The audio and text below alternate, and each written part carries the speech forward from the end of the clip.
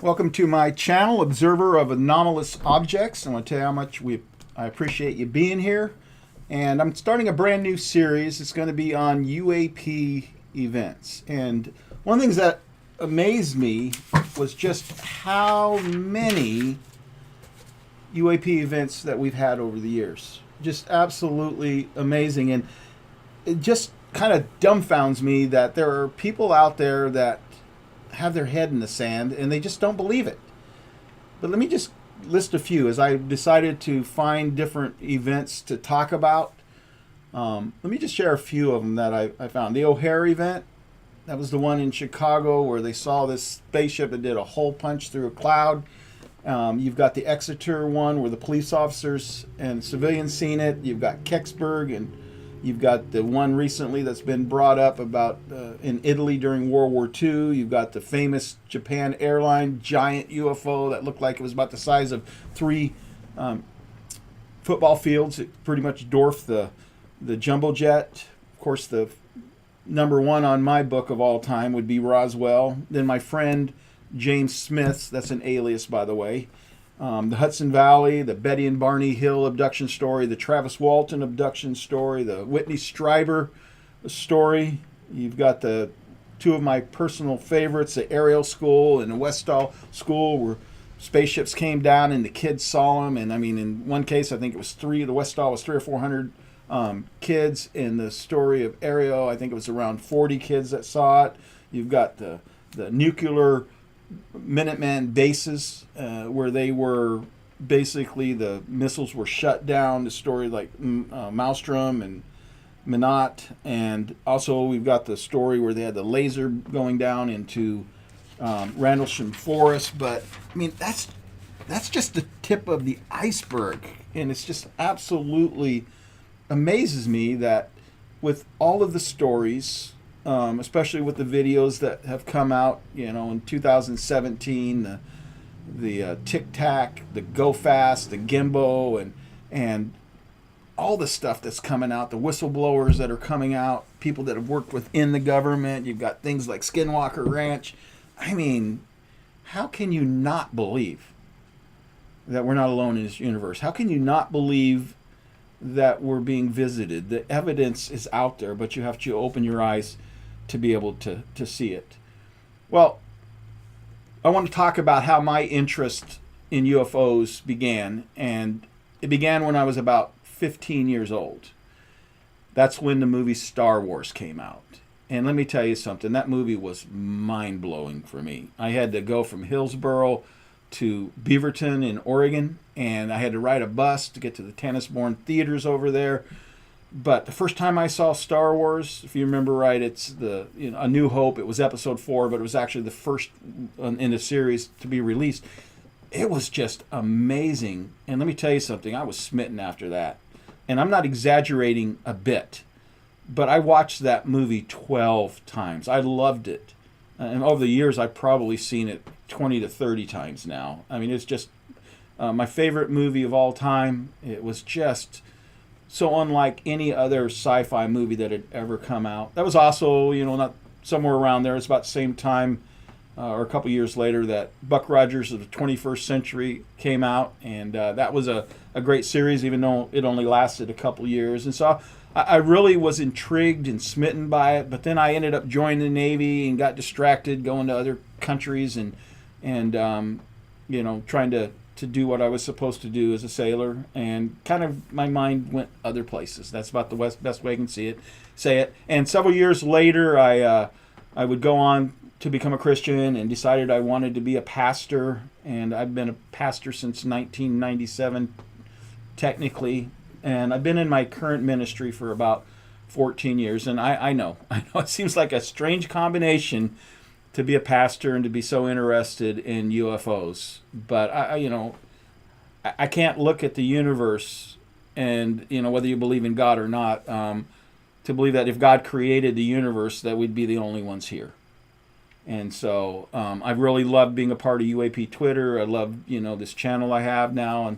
And it's really been good for me to really kind of evaluate what I believe and how does that fit in the bigger scheme of if we're not alone. It's been really, really good for me, and mind expanding, I guess is the way I would put it. But like I said, I've been here about 14 years, and it was about 14 years ago that I really got interested in the subject again. And the reason I got interested in it is because of the gentleman I want to talk about today.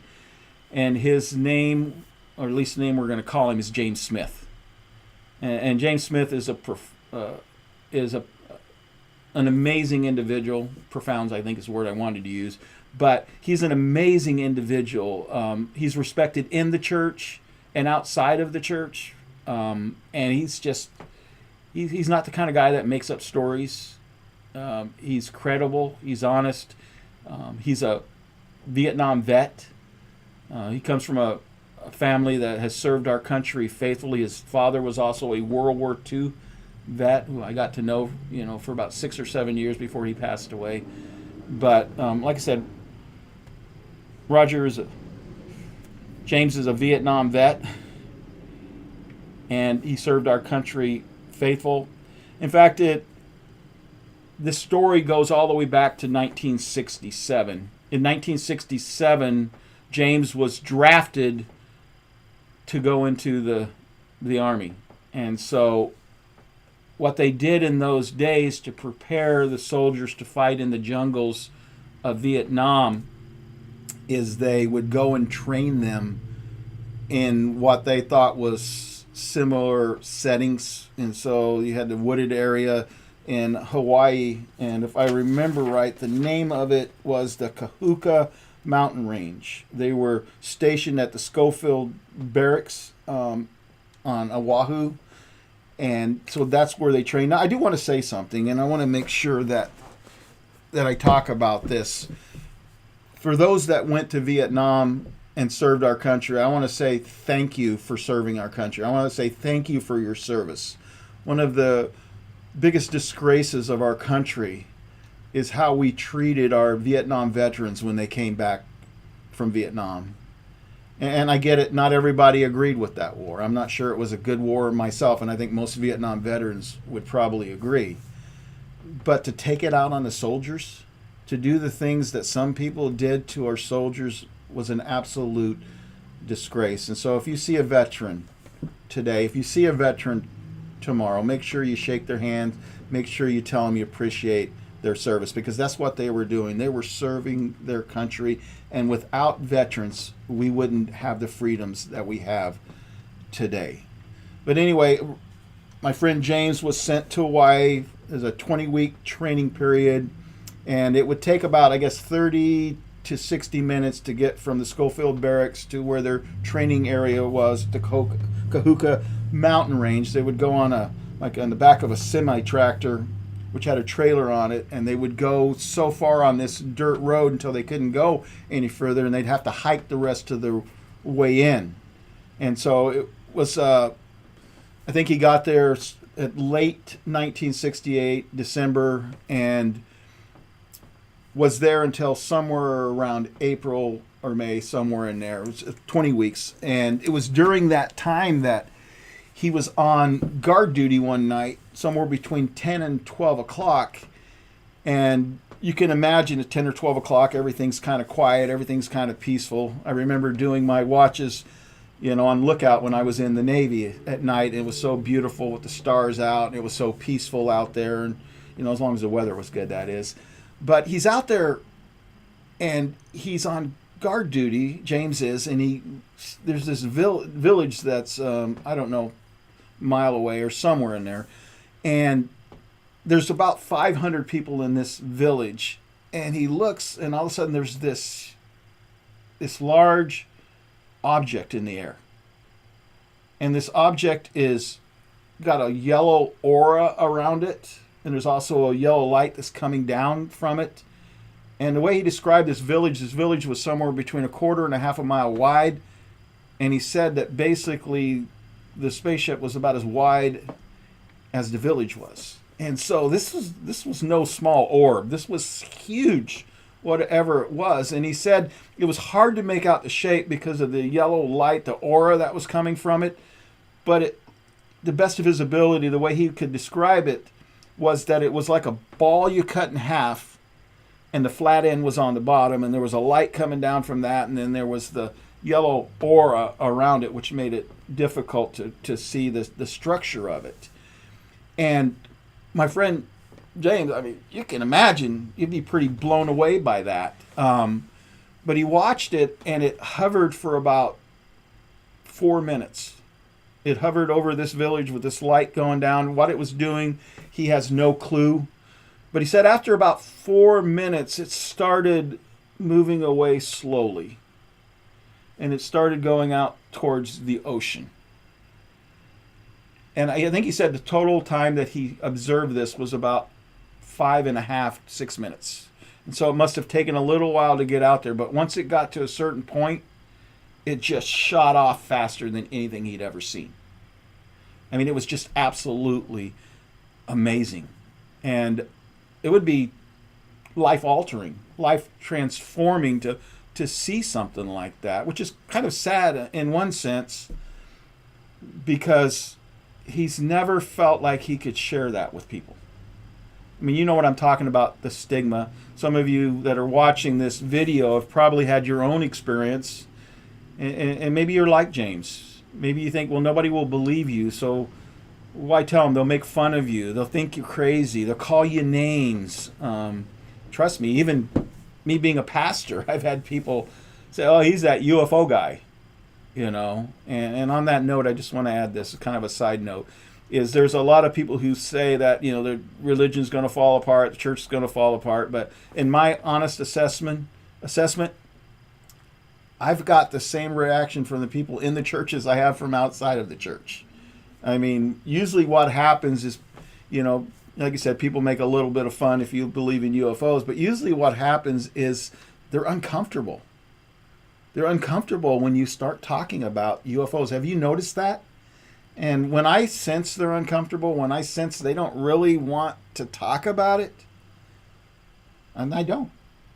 And so I'm really thankful, which I've known James for about 14 years. Like I said, I've been here about 14 years, and he's one of my best friends. And there's not a lot of people who would tell me this story who I would believe absolutely. And so maybe you got a friend like that. Maybe you've got a relative even that you trust them implicitly, that if they tell you something, you take it to the bank. And so that's how it is with James. But I asked him, I said, have you really shared this story with other people? And he said probably just his family. And I think he did that several years ago. But this is a story that is unknown to most of the world. But it is a profound story. My friend James saw something that he could not explain. And the value of this story, what makes this story important, is that in 1968, this kind of tech didn't exist. And I don't think that stuff we're seeing today, that we have the tech to duplicate it. I think if you listen to the hearing today, and by the way, I made a video on that earlier today, so if you get a chance, check that one out too. But there are some people that try to say that this is breakthrough technology. But there's some of this stuff that's going on, there's no way. There's no way we would have to jump light years ahead to be able to do what some of these crafts are doing. But the one thing nobody can argue about is in 1968, we didn't have this tech. We didn't have this tech at all. And so that's one of the things that makes this story so profound, is that we didn't have it. Let me give you a little picture of what that might have looked like, except for you'd have to imagine I did this through an AI art generator, but you'd have to imagine a yellow light coming down. You'd also have to imagine the yellow glow being, it's like almost like a fog around it. But that's an idea of what it sort of kind of looked like, but much larger as well. Well, I hope you've enjoyed today's episode. I'll be doing more episodes in the future. I think I'm going to try to get a video out about every 2 weeks. I need about a week to do some research, and then I need an opportunity to get all my equipment set up and get everything ready to go and make sure that I'm ready to do it. But I really hope if you've enjoyed this video, if you've enjoyed this episode, please go ahead and hit that subscribe button. I'd appreciate it greatly. You have a wonderful day. Thank you.